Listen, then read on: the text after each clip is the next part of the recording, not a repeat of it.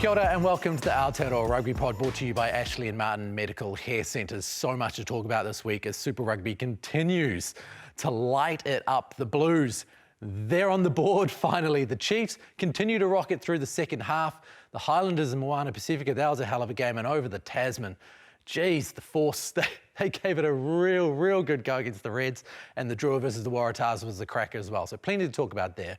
We've also got Aupiki kicking off, Six Nations to look forward to. We've got the Ashley and Martin turning point within the show as well. Your emails, the picking comp, all in 55 minutes of show. Luckily, well, probably not luckily, James Parsons is here with me to break it down. Yeah, I think we'll need an hour 55. Yeah, we don't have Bryn Hall this week because Bryn is off with his mate Bernard Foley being bromantic on their week off.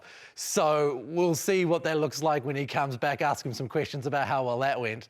Hey, it's really catching fire, isn't it? They just spend every minute together. Yeah. Have you had that kind of bromance in the team before? Probably closest would have been like maybe a Tony Woodcock.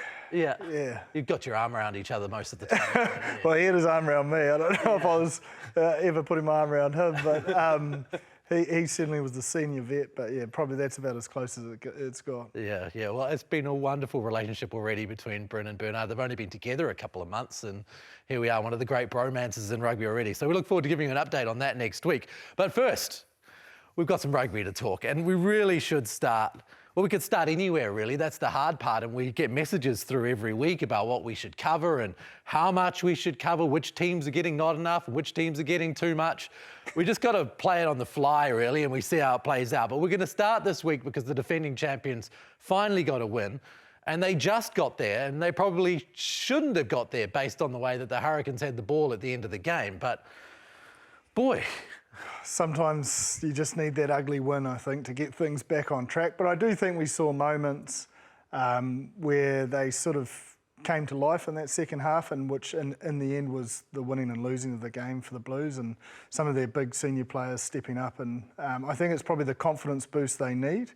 But I don't think attack's a big issue for them. I still think we're not seeing the defensive statistics that won them the title last year, and you know, I've harped on about how people could get into their 22 but couldn't score. And if you look at tries only from 22 entries, you know, against the Chiefs, which they were under pressure a lot that game, so for every 4 entries there was 1 try.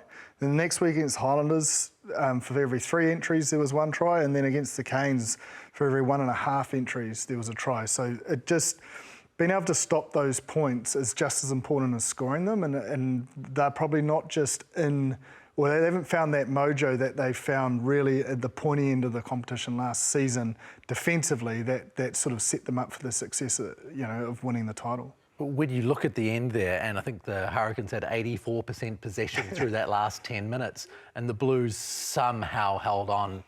There is the basis of something there. Yeah, that's what I mean. I think they'll get so much confidence from that gritty finish. Like, I think everyone probably predicted that, you know, the Hurricanes would score and win the game, and they managed to squeeze, and there was so much going on as well in terms of substitutions and so forth. Poor Richard Fry was confused with, you know, I think it was like a referee manager saying he didn't believe it was an HIA or something. I've just never seen anything like that before, especially around HIAs. Normally it's just like, let's just take it as it is, and like, it's not like they were going to come back on. But anyway, that's by the by. Well, it wasn't. I was absolutely confused, like everyone was. In the end, it was like, yeah, and Stadnot had a massive black eye. Yeah. So something happened towards his head. And he was walking around just going, oh, I don't know what's going on. Yeah, but I think the ability to stay composed at that time, Bowden going into 9, I just think that second half, even though they didn't have a lot of ball, like, it was really all weighted, and all stats sort of weighted in the Hurricanes' favour. They got the result. Let's go to the Ashley and Martin turning point then, because there was a moment in that second half where suddenly the Blues caught fire. Chipper, there was a penalty in the opposition 22. They decided to tap it. So firstly, I suppose my question to you is, why are so many teams opting to go with the tap and go, and why is it reaping rewards? I think it's because maybe set pieces are becoming a little bit more 50-50, and teams are getting a little bit more tactical at competing around this non-straight.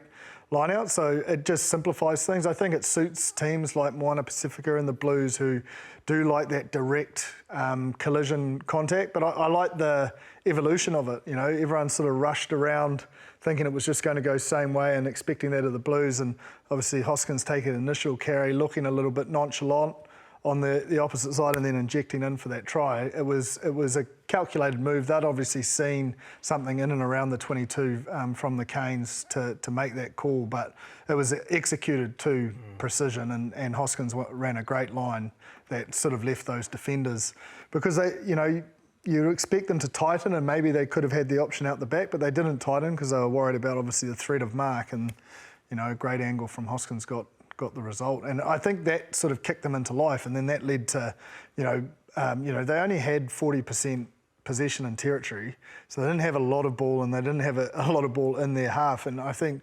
when Bowden grabbed it by the scruff of his neck and thought, I'm going to have a crack here, and that led to that Mark Talea try, which was absolutely superb.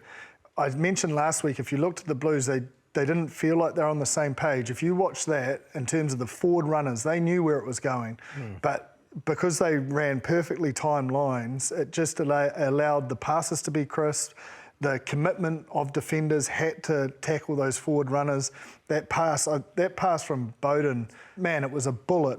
But those forward runners that were running in front really tightened that Hurricanes defence, and that created the space, but then Mark's speed obviously finished it. And to sort of back up what I said last week around that carry to pass ratio, they were at 0.98, so 98% of the time they were carrying in those forward pods. So again, it just shows, I know they didn't win perfectly, but when they do get that direct nature in their carries and bend defences, it does allow those opportunities to present. I think one of the interesting things about it, and for years you've heard this term painting pictures, I think it cropped up maybe 6 or 7 years ago that people started talking about painting pictures.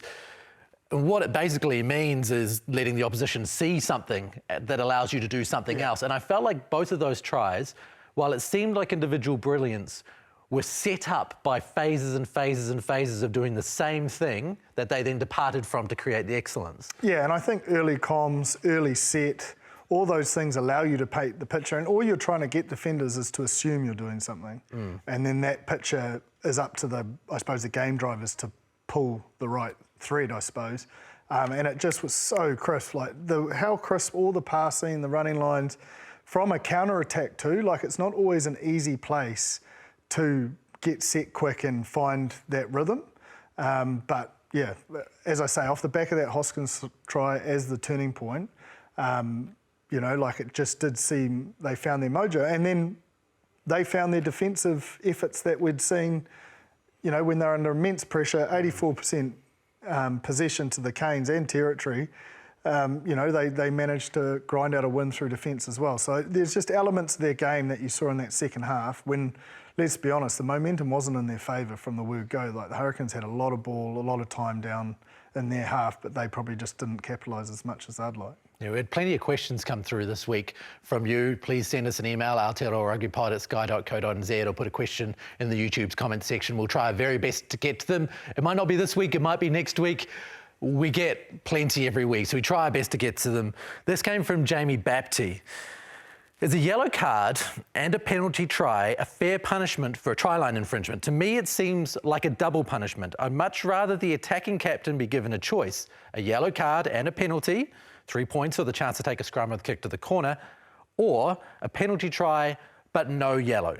It makes it become a tactical decision for the attacking captain, which is far more interesting. The ref has no choice. Like, if the try is going to be scored and they've cynically pulled it down, he has to do both. But on a hypothetical sense, yeah. I mean, you probably 9 times out of 10, captains will take the try, and back yourself 15 versus 15. But yeah. Is that punishment enough? You can't guarantee. So that's why that rule it's ruled differently there. It's probably penalty, yellow card, or they score and the player gets talked to. But I can see why there's confusion and frustration around it, because it is a little bit inconsistent. I felt a little bit for Raketi Stones in that during that scrum, you could see Lakai go from number 8 and switch to the blind side mid-scrum. And I saw that happen, and I was like, well, that's not going to help. Like, how much of an effect would that have had on their ability to stay steady? Because the scrum got moving straight away, transferring probably gave them the edge to get it moving more. But that's the thing with scrum triggers, is if there's no 8 there, there's no slingshot effect. So you still want that slingshot effect, and then you want to protect the prop. It would be like a what if you have to do to see how a lock or maybe a hooker just triggers himself, and what implication that would have. But traditionally what we've seen is the 8 still throws and then quickly slips up. But the momentum had started. So whether he stayed there or slipped, maybe staying there would have survived it and not led to a penalty try, yellow card. But it's been a while since you've seen a penalty try as well from a scrum, like the old school Zinzan Brook in the back of. But I think it was just there were so many penalties he'd had enough. Yeah. Rather than it being the scrum itself. So when you look at the Hurricanes and the fact that they couldn't get it over the line, what is it that they didn't do, despite the fact they had all the territory and all the possession and all the momentum? Yeah, look, because they did have a conversion rate of 38% in the 22, coming away with points. That's a hell of a lot of entries where they've probably left with no points.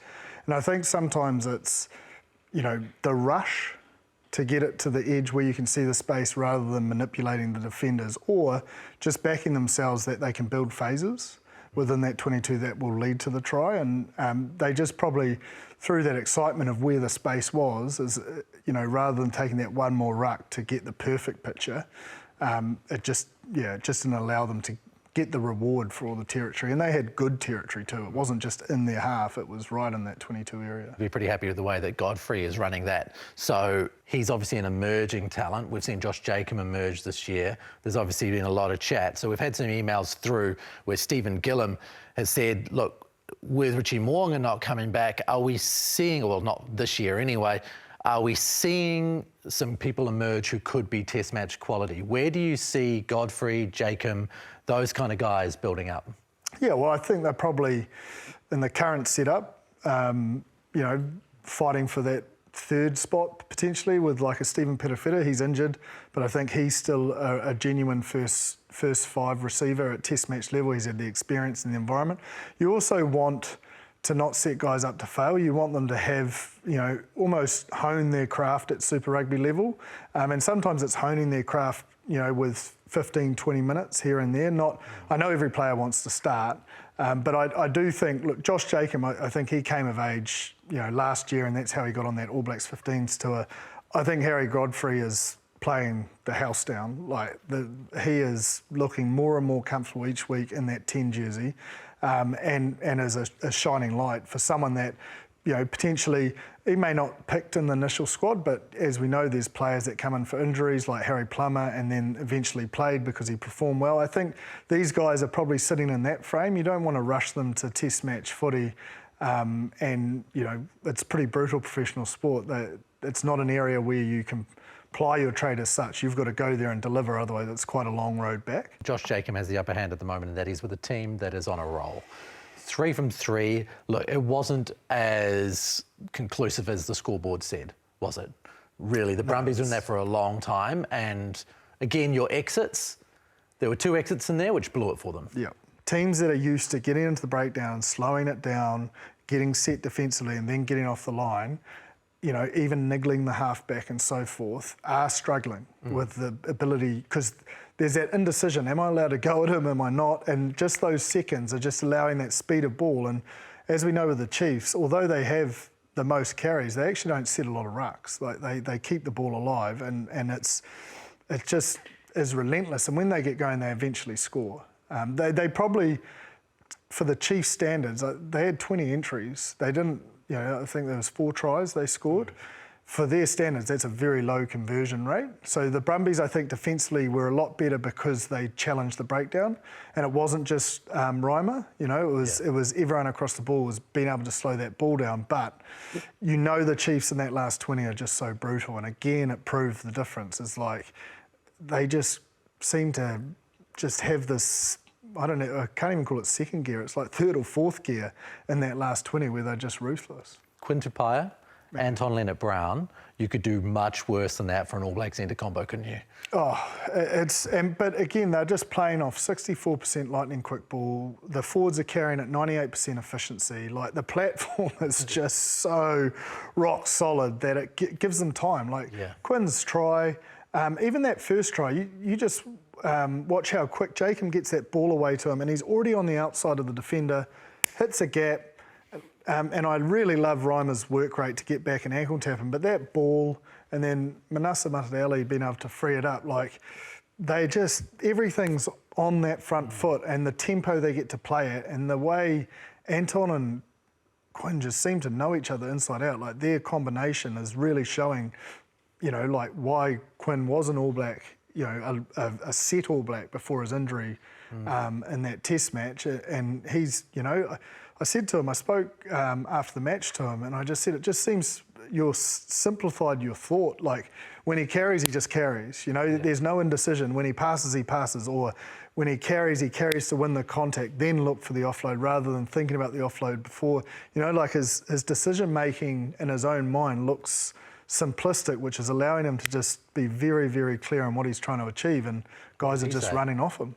Speaking of line breaks, Moana Pasifika, they on attack look $1 million. Yeah, I think they do when they keep it simple as well. Like, when their forwards were in the 22, especially early, and they were just direct, they were just brutal. Even that intercept, I just feel like if they hadn't rushed to get it, because Willie Havili scored that second try and they gave a great ball up, but they hadn't absorbed everyone in yet. And I think they were running so hot and those carries are so good that could have just been like an area where they could have just taken one more crash and eventually got it over. I mean, it was a ballsy play from Caleb Tangitau, but it wasn't, you know, like, I feel like that 7 minutes cost them the game, because statistically, when you look at it, you know, 21 turnovers conceded, and it was a 50-50% game in terms of possession. So giving the ball back 21 times is a hell of a lot on attack. But when they keep it simple and they're efficient in their cleans, they don't actually need anything too creative. So, and then defensively, like, you couldn't have a go at them. Like, they did everything possible except for that 7 minutes. But even those tries, one was an intercept, one was a bobbled up and under kick, and I can't remember the other one, but it wasn't like they were set tries in the 22. So defensively, they're actually stacking up. They gave away 4 penalties. They had 8 breakdown steals, which pretty much all were Artie. They tackled at 88%, and they gave the Highlanders only 35% lightning quick ball, which is so low, like, it's very hard to play off. So if you look at them as a package, if they could just put it together for 80, because even against the Reds, it was a 10-minute period where the Reds got up 21-0.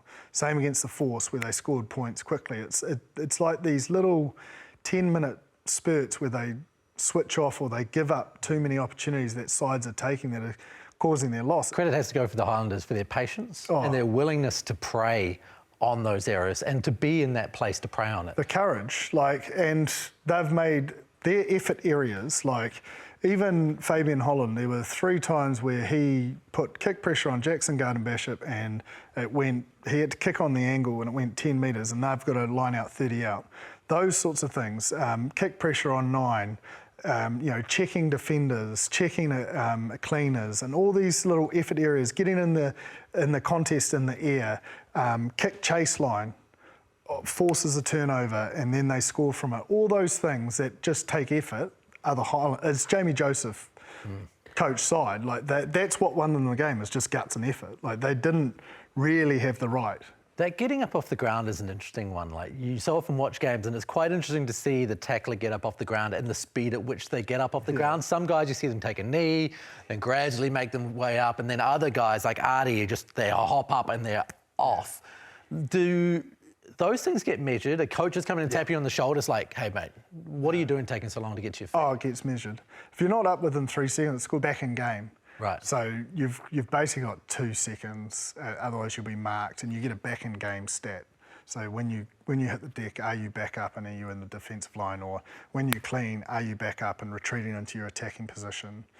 There's a lot of measures on the first 5 metres. So what a lot of players do is you're not actually making a decision in the first 5 metres, you're sprinting. so that then you've got time to make a decision. Because Right. you know you've got to get to a certain place, but you're just sprinting there. Rather than up, assess, sprint, it's up, sprint, assess. Yeah. Which saves quite a lot of time, and then you've got time to read the defenders and where potential opportunities are, communicate it. That's on attack, and defence is obviously just up and fill a space. I saw a Warren Gatland clip on social media the other day where he was talking about we want to be the best in the world at the things that don't require talent. And I presume that's what he's talking about. Yeah, it's all those stuff I just spoke about the Highlanders, like the effort areas those areas are watched more by coaches than anything. One guy who's amazing at effort areas is Highlanders lock, Fabian Holland. He's brutal, he just goes, he empties the tank completely. Now, he's a monster of a man, 2 metres 4, 124 kg, and he could well be, and I can't verify the stat completely, but he could well be the first ever Dutchman to play for the All Blacks this year. It's an incredible story, I suppose similar to Anton Segner, who hasn't quite made it to that level either, of a person coming from a country specifically to be an All Black from a place just not known for rugby. Caught up with him a few weeks ago.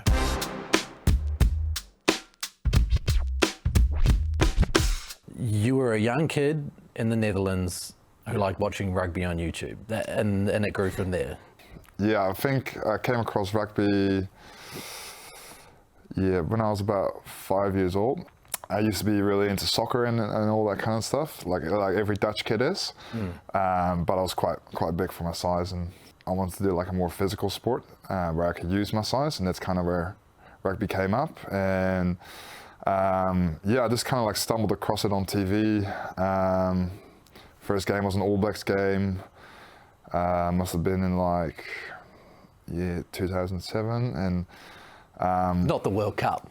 Nah, Not the 2007 World Cup. No, I don't think it was the World Cup. It might have been like one of the test matches before. Yeah, because then you might not have come. Yeah. But so that's kind of how I stumbled across it, and then I tried it, and loved it ever since. So that's kind of how the dream came to life, and been, as a younger kid, always was a massive All Black supporter. My dad would always download the Super Rugby games and stuff like that. So because it was Super 14, we'd have 7 games. So download them on Sunday night, Monday, Tuesday, Wednesday, Thursday, Friday, and then when the new week came around, every evening watch a game. So yeah.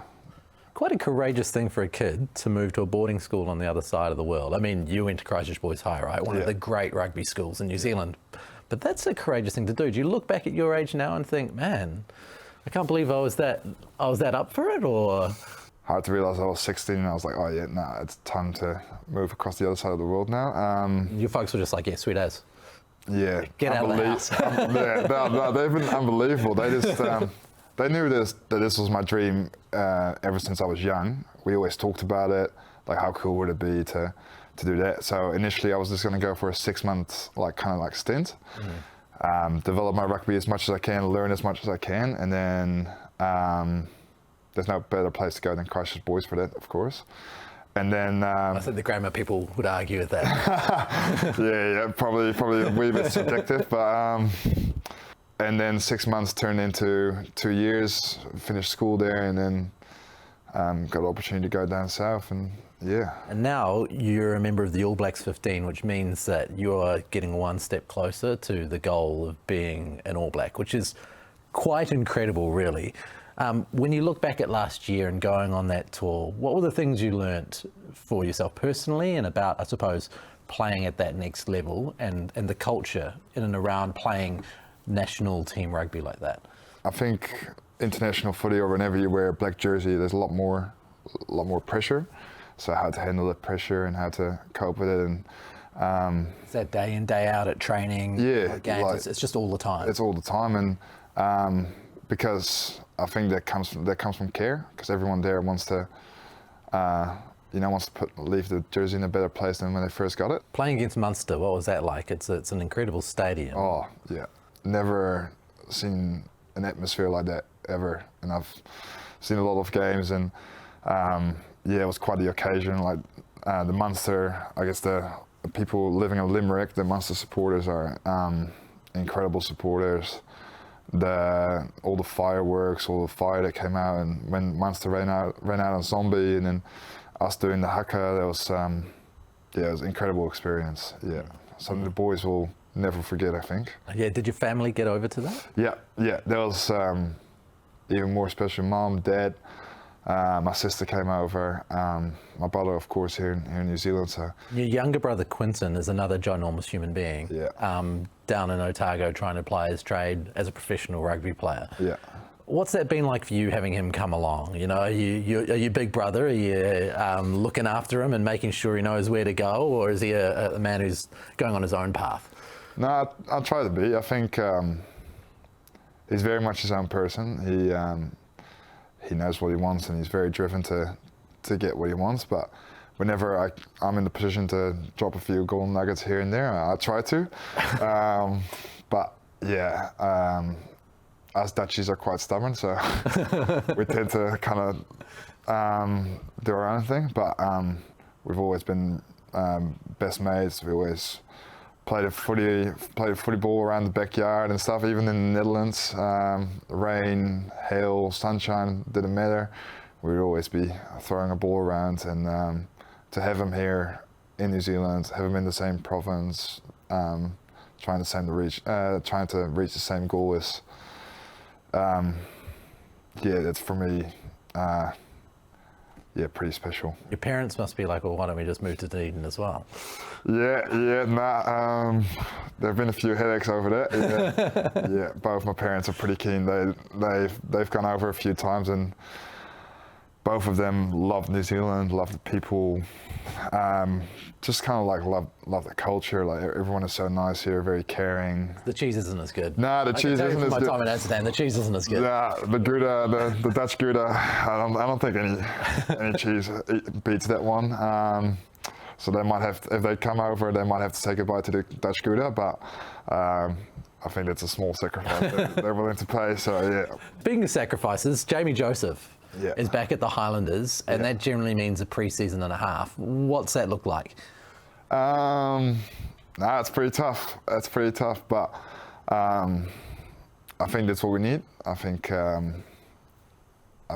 for us to turn another page and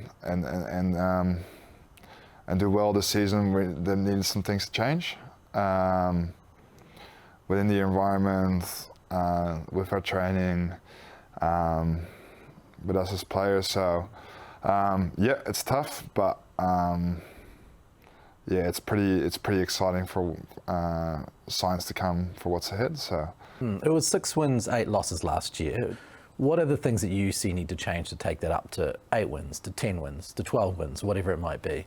Playing that Highlanders brand footy, where we're trying to keep the ball alive, trying to pull trigger on whatever we can.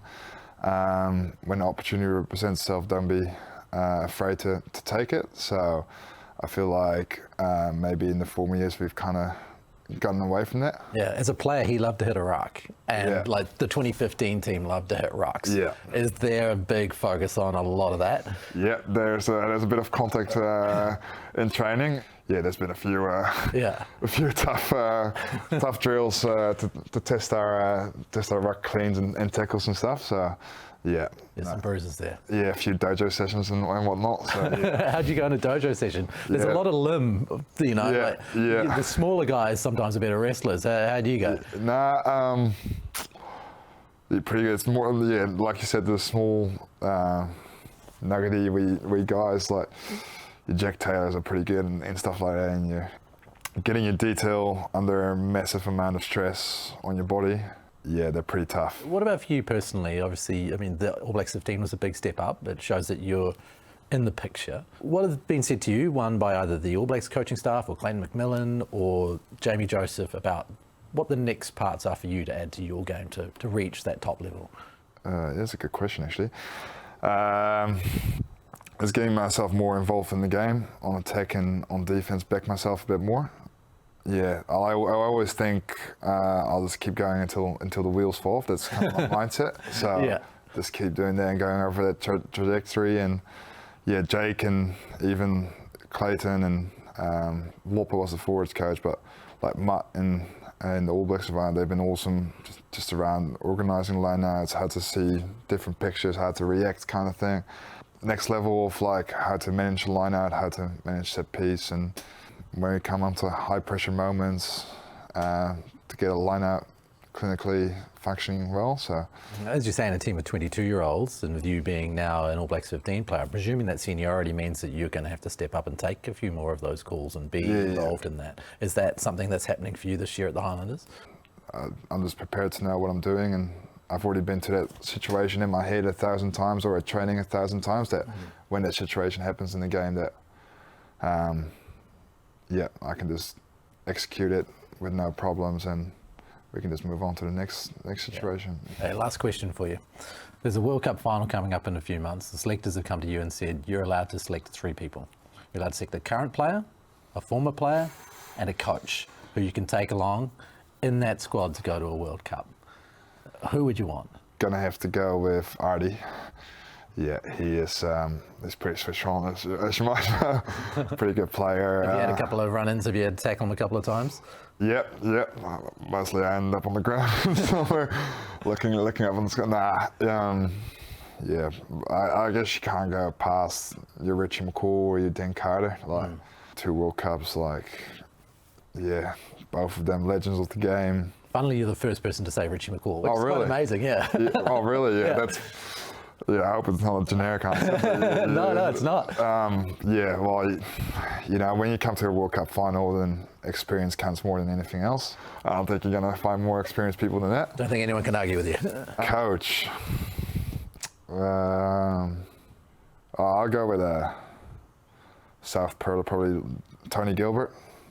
Back in the day, used to be Highlanders coach and All Blacks coach, and he's got a pretty good track record, and he hangs around the trainings still quite a bit, so I would give him the nudge. It brings some knowledge to the table. Thank you very much, mate. Appreciate your time. Yeah, thanks, mate. Appreciate it. Thanks for having me.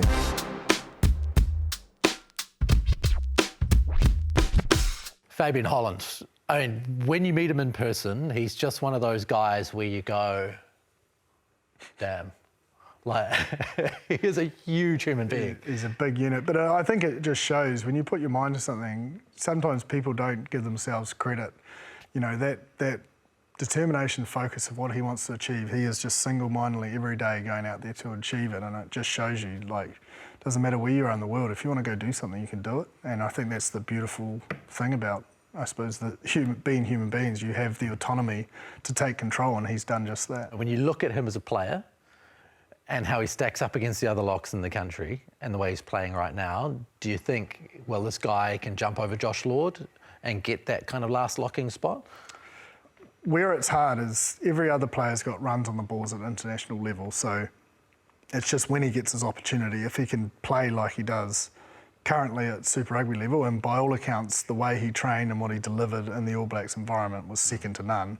So you'd have to think the only way I can answer that decision is currency of performance, and at the moment, those guys have got, like, there is a step up and they've got the currency. Let's look over the Tasman for a second now. The Force versus the Reds. The Force, as we mentioned last week, they are doing something very special. And when you look at some of the guys in the team, Tizano is the guy that stands out. He's scoring tries. He's 64 tackles won. So when he tackles, more often than any other player in the tournament, the team wins that collision. He's a very effective player, and up against Fraser McWright, they've got some options there for the Wallabies. Oh yeah, and potentially could play one of them at 6. You know, like they have the capability. Yes, there'd be line-out height issues, but maybe you can get that in at 8. But yeah, they've got a lot of talent. You can see that compressing without the Rebels has really had a major effect in terms of that talent pool. And the Force is a hard one. I think, like, their set piece is running at 100%, but they also are very good at disrupting other set pieces. So I think that's a cornerstone of their success. They don't give many turnovers, like 9 turnovers on the weekend. And again, it was even possession. But it's just, again, they're another side that defensively just can't recover once there's a big dent behind the gain line. And, you know, they're tackling at 86%, but there is a new stat that, you know, we're going to educate on in coming weeks, that within that 86%, the stats guys have actually broken down which are effective and ineffective. An ineffective tackle is someone that's got their offload away, maybe popped up, and what's the other one? I think the other one was when you make a tackle and the person goes over the try line and still scores. Yes, that's right. Yeah. So again, like they're making the tackle, but it's just putting them on and those compounding ineffective tackles just lead to so many points. Now, the Hurricanes women's team, the Poua, they're struggling in those kind of areas. They're struggling across the board. They really got hammered by the Blues. 50 points to 10. I know this Blues side has got a whole bunch of Black Ferns and the Poua doesn't have many, but should they be worried? Is this what their season's going to look like?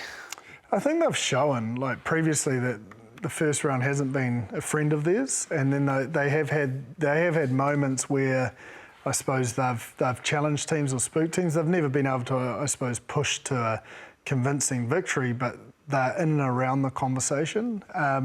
You have to feel the more time they'll spend together, the better they'll get. But it does look like there's a significant gap. It's probably the only game on the weekend where you saw a significant gap in terms of that result. And even at 17-0 at half time, it's probably the long range tries that frustrate them the most. Like I think if you're in your 22 and you've gone through 20 phases and they eventually score because there's just no one left, then you've made them earn their points. I think, if you use Portia Woodman's try, that doesn't really feel from 60 out that you've made them earn those points. Although she's a freak athlete, I think you get what I'm trying to say is, like, they could probably live with it if they just could be in the contest a bit more, but it's just, the skill set of the Blues and probably the level of experience and calibre of player is, at a level above, and it's just unfortunate for that catchment area as well. I think it's got Manawatu, Hawke's Bay, like it's quite a wide geographical area in terms of people based in Wellington or wherever they may base. Like they do face a lot of challenges. I suppose the other three teams haven't had to face to the extent. Yeah. And the number of Black Ferns as well is obviously a big part of that. To see Portia Woodman go in and out, it was worth the price of admission just by itself, though, wasn't it? I mean, we were treated to some finishing between Martelea, Karawa Levu, that try where he went in and out and in and out and in and out and then scored in the corner. It was outrageous. And he was smiling as he flew in, like, I can't believe I just did that to you. And didn't really celebrate like that hard. Like, it was the try of all tries, and he was pretty quiet about it. It was incredible. And then Portia Woodman as well. It was a weekend of incredible wing play. Now, Matatū, who had their struggles last year, really stepped it up. Going to Manawa, winning in Hamilton.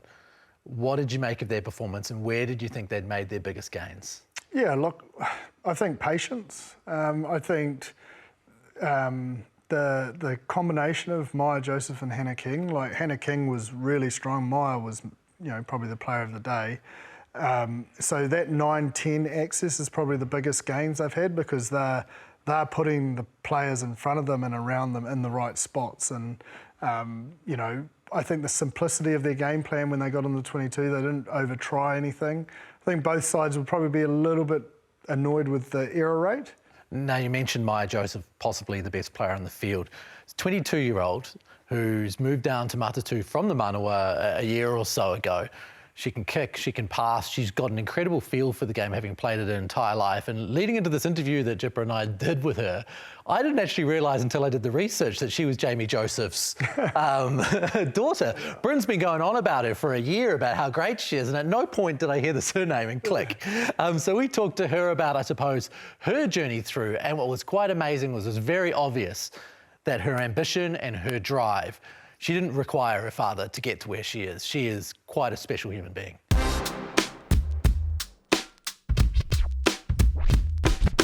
You had a pretty early start to your rugby career. You've been playing since you were very, very young. Yeah, I started in under-5 club rugby, kind of as early as you could. I just played with the boys here, but I didn't really notice at that age. Automatically went into halfback, that was from the very start. I played halfback all through my junior club rugby years, and then at high school moved to 10 because no one really knew how to play, and then back to 9 when I started FPC. Yeah. I mean, you've got the advantage, I suppose, of having a professional coach as a father in Jaden. Helps. Has that helped you with, like when you say knows how to play, you literally got it around you all the time. I'm imagining you watching a lot of tape and he's doing all those things in the house. Yeah, I mean, I've been surrounded by rugby since I can remember. It's definitely played a huge part in my game today, for sure. Yeah. He's known, let's just say, as a hard taskmaster. If anyone knows the cost it takes to be at that elite level, he would. He's known as quite a hard coach, I think, but he's not actually that hard with me, and he probably has to tone me down because I'm quite hard on myself. So, but yeah, he's definitely makes sure I keep fit over the summer, that's for sure. Yeah. When we look at your play, you've got a bit of S factor. We're seeing cross kicks from halfback and things like that, which you see from French halfbacks and South African halfbacks and rugby league hookers, but we don't often see in New Zealand that particular approach. Do you have carte blanche when you see something going on? I don't really know where they come from, to be honest. I think maybe playing 10, I did that as a 10, and then when I came to 9, it didn't really. When you get into that flow state, you don't really think, oh, I'm a 9, I can't do that. So, yeah, I remember the first time that I did that in a game. Afterwards, I was I had never done that or really seen it before. It just kind of happened. Yeah, I think it's because I played 10, probably. Yeah. Is there an element of communication from the outside, so you hear it, you do it, or is it just something you see and you pull trigger? So far, it's just been kind of just see and do. But I think now that I've done it a couple of times, the wingers are starting to call for it a bit, which is helpful. It is a growing part of the game. A lot more kicking is going on now. Is it something within the squad that there's a lot of chat about in Matatū, more of that progression in the kicking area? Yeah, definitely. I think the men's game, it's progressed so much over the last 5 years, and the women a couple of years behind, but going into next year especially, it's going to be huge. So we've definitely spent a lot of time in Black Ferns trying to develop that part of our game, and I think going into Matatū it's going to be super important as well. But can we expect to see, because of that focus at the Black Ferns and the need to develop that skill to win a World Cup, all 4 teams? I think probably so. Only kick a little bit Yeah, more? no, I think so. I think the Black Ferns coaches have kind of, made it aware that that's a work-on area for us at the moment, and something that we've, I guess, put a lot of time into. So I think all the girls who have come from Black Ferns into their super teams will take all those learnings, and I think it'll be a big shift from last year. And you're lucky to have got Hannah King, Black Ferns 10, 100%. Who made a quick rise last year, and Jib is a huge fan of Hannah King.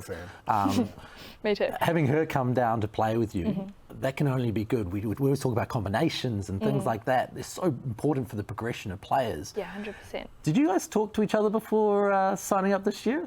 I didn't know Hannah until we got to our first Black Ferns camp. But we've grown super close since then, and training at Hub together in Christchurch all year has been really cool, and we think quite similarly, and we kind of have the same work ethic, so we have lots of conversations after training about how things went and what we want to do, and I'm really looking forward to, I guess, growing that combination with Hannah at Matatū. What do you like about her game? I love how she plays close to the line. I think she makes great decisions because she scans super early, and I think that's something that's not super common in the women's game. I think people just play what's in front of them, but she kind of is good at preempting what's going to happen because she's looked. And she's got a great kicking game as well, and a really long boot on her, which is going to be super helpful this year. Yeah. I think that attacking kicking game as well, like you say, she plays so close to the line, but just getting those little grubbers through and putting other players in holes. Clearly, as you can see, I am a fan, but like, she is very, very good at running flat, ball in 2 hands, assessing what options, reading the defender's body language. And I think you guys are going to build a combination that you're going to learn. The more you play together, the more you're going to react off each other, and I think, I'll ask you, do you think that'll put you both in a better position to start for the Black Ferns? Yeah, I think so. I think obviously we're focusing on Matatū at the moment, but I think if we can build off what we built in Black Ferns last year and get a really good combination, I think it'll definitely help, but more just focusing on Matatū at the moment. Tell me about Matatū. It seems you moved back down to be there. It's I suppose your home franchise or club. What is it about that place that really motivates you? What do you love about that franchise? I think it's the people. I think all of the staff and all of the girls are really close with each other, and it's an environment where anyone can feel really comfortable really quickly, which is what I loved about it last year. In my first year, sometimes it can take me a while to get used to a new environment, but after the first couple of weeks I felt really comfortable, so then I could play the game that I wanted to play. So I think that's probably a huge part of Matatū and I guess the team culture. Yeah. They got an incredible legacy at halfback too. Came to Fox Edges around. Yeah, 100%. Did you see much of her around the track? Yeah, she comes to training every now and then, which is cool, and done a few passing sessions with her, which has been super helpful. Yeah, she's a great mentor. Yeah, she's slick. Last up, World Cup finals coming up. You've been granted some selections, which is odd for a player, but you can be granted 3 selections. A current player, a former player, and a coach to take along with you. Who would you want to pick up? I think for current player, I'll put our captain, Kennedy. I'd pick Lou as well, but if I can only pick one. She's just a great leader and someone that everyone follows. I think she leads by example, and I mean, you see the hits that she puts out there, it really lifts our team up. So I'll put Kennedy in there as my current player.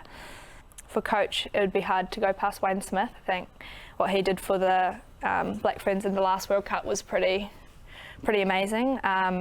Yeah, I'd love to be coached by him, and I think I'd have heaps to learn off him. So I picked Wayne Smith. And a past player, that's difficult.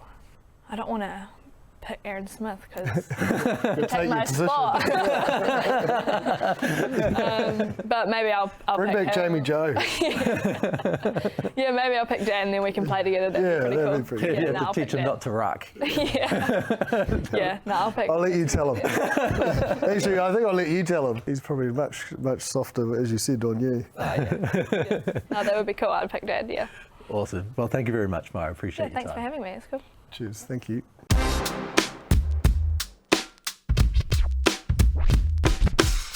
So this weekend, Maia Joseph's Matatū take on the Poua. From what we saw on the weekend, it's hard to think Matatū at home against the Poua is anything but a Matatū win. Yeah, I would say so. It'd be a big job to turn that around in a week. And the Blues are at home against Manawa. Considering that Blues firepower, even though there's a lot in the Manawa team, can you see anything but a Blues win? I saw enough to think it's going to be tighter than people expect. I think the Blues will win, but I think the Manawa will still be in the race. I don't think it's all said and done just yet. Okay, let's get into our tipping, shall we? Get involved in the Aotearoa Rugby Pod tipping competition, because if you win that, we'll bring you onto the show. We hear some of your hot takes and what you've made of the season so far towards the end of Super Rugby. Well, we've had a few people get 5 out of 5 on the weekend. Up front, Maddie 3337. Jipper and Bryn made big gains this weekend. It's the first time I've got 100% in such a long time. I was like, and all the games are so tight. I was definitely watching that Reds game going, come on, please, Reds, get over the line. I need a fifer. Yeah. So, I got the 5, which was, happy days. But I've already tried to put my picks in for this week, and there's a few head scratches. I'm going to need a few team sheets before I decide on that one. Yeah. But I'll give my best judgment here.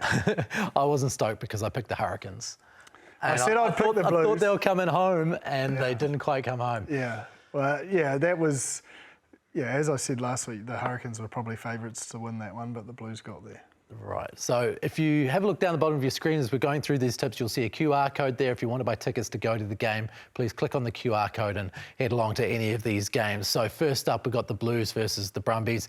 Blues at home, Brumbies with their mixed defensive record, but highest try-scoring team in the comp so far. How do you feel that they will go against the Blues? I think they'll get a lot of. That was a much better performance against the Chiefs. I gave them no chance against the Chiefs. So I think it's going to be another 1-12 to the Blues. Yeah. But they could easily win it. Yeah. But, I think my gut says the Blues. I think certainly the Blues. I think they showed enough to think that they might be getting to where they need to go. Yeah, I think they'll be a lot more confident, and if they can start well and continue that confidence from Wellington, I think they'll be away. As if the Chiefs didn't have a hard enough start to the season, although they're 3-0, they get a really tough draw. They're now heading over to Fiji. Thank God we've got Sean Stevenson coming back. I wish Bryn was here. So it was a difficult start, but will they go 4-0? Yeah. I think so. Yeah, they are banged up. Like, they've played a pretty physical style of footy first 3 rounds and some of the tougher teams. So they're not going to find a team, I suppose, cutting any corners either. I think the Drua will be so annoyed with themselves that they'll look to target this, and it's in their backyard, in their temperatures, but I just don't see that Chiefs side losing at the moment. I just think they find a way. Moana Pasifika at home against the Hurricanes. I'm really tempted to pick Moana Pasifika. I feel like there's something there if they can get those other bits right. Well, I mean, it's a mouth-watering clash with Artie, obviously, playing his old team.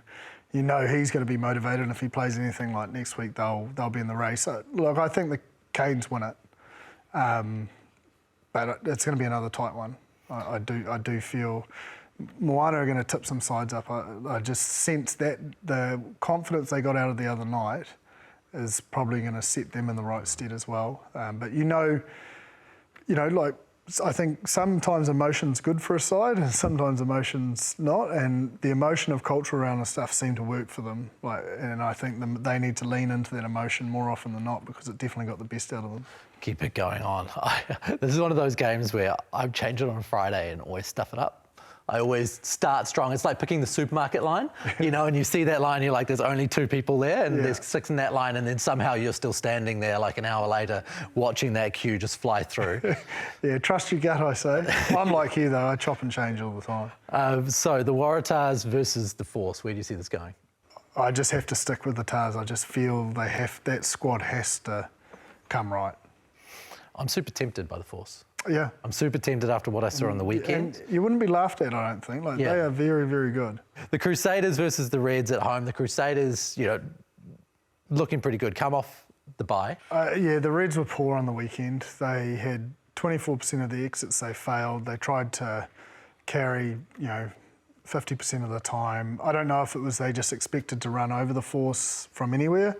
I don't think they'll have that mindset going into a game in Christchurch, but yeah, they had 19 turnovers. They were very inefficient. They were very un-Reds-like from what we'd seen in obviously the Moana Pasifika game. So I feel like the Crusaders, off the back of that loss, they've probably put a bit of work in the bye week, and at home you'd have to James O'Connor factor as well. They'll be motivated to prove a point as well. Of course, we've got the Six Nations coming up as well. So there's a weekend this weekend, Ireland versus France, Scotland versus Wales, and England versus Italy. Ireland versus France, Ireland at home, that seems like a one-way win for me. Yes, at home. I don't know, the Welsh performance was not the Irish we've become accustomed to. They sort of played into their hands, but I don't think, again, they won't be in that mindset against the French. I think they'll know what to expect. But it is classic French whenever you expect something. Yeah, but yeah, look, I think Ireland deserve to be tipped in that one. Scotland against Wales. Like a couple of weeks ago, I would have said to you, there is absolutely no chance in hell that Wales are going to win that. If Wales turn up the way they turned up against Ireland, there is a chance that they could go there and win. Yes, and I've already fallen my sword on that one, but I don't see it. I still think Scotland have shown like they probably should have won a few more than they have themselves, and yeah, I just see them winning that. Scotland will be like, mate, we can't lose to these guys. They're much better now, and they'll be dotting their I's, crossing their T's. So, you get that 1 week, but you don't normally get 2 or 3 where people sort of take you lightly. England versus Italy. Will England take Italy lightly? I don't think they can afford to. Yeah. They're not that clinical themselves, but yeah, I think they'll win that. Plenty of good rugby to watch this weekend on Sky, just an endless amount there. You'll be up all night and all day watching all of that footy from Friday through Monday morning New Zealand time. So thank you to everyone for contributing to the show. Thank you for your emails at aotearoa-rugbypod@sky.co.nz or getting into the YouTube comments section. We'll continue to try to bring your thoughts into the show. Jipper, thanks so much. Thank you. I've also got to thank Bryn Hall for providing us the images of his lovely bromance. away with Bernard Foley, the reason he missed the show this week. Yeah, well, I wonder if Richie Mo'unga's not happy that he's been moved aside for an Aussie. Yeah, very quickly too. Oh, I know. Although Richie's bromance was more with Sevu, from what I can Probably, tell. Those two were very bromantic together. So thank you to everyone who helps us put the show together as well. And thank you very much to Ashley and Martin Medical Hair Centres, who bring us the show each week. Thank you for your help and opportunity to do the show week on week on week. We'll catch you again next week. Mā te wā.